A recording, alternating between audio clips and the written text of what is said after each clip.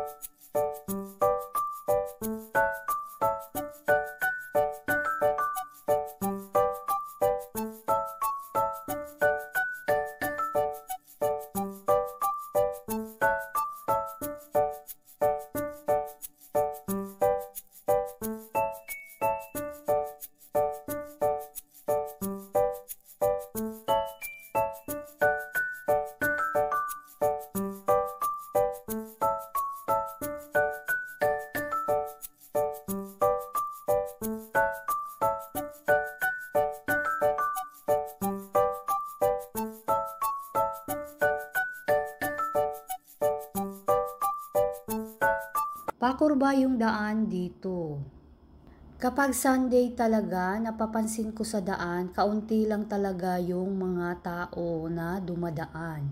So, kagaya dito sa amin, kapag Sunday, ayan, wala talagang tao masyado. So, walang traffic kapag Sunday.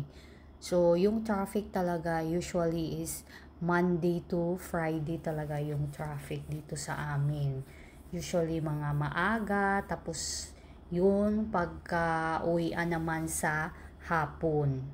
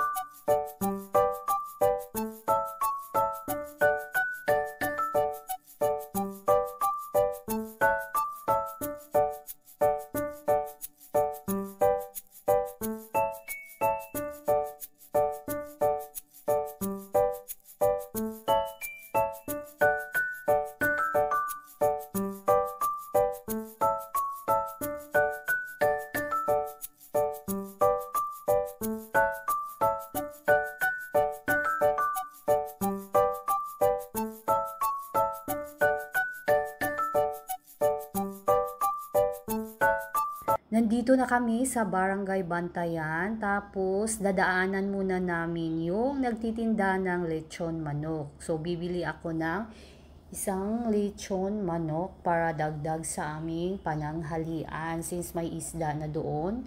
So, ayan, dagdagan namin ng lechon manok.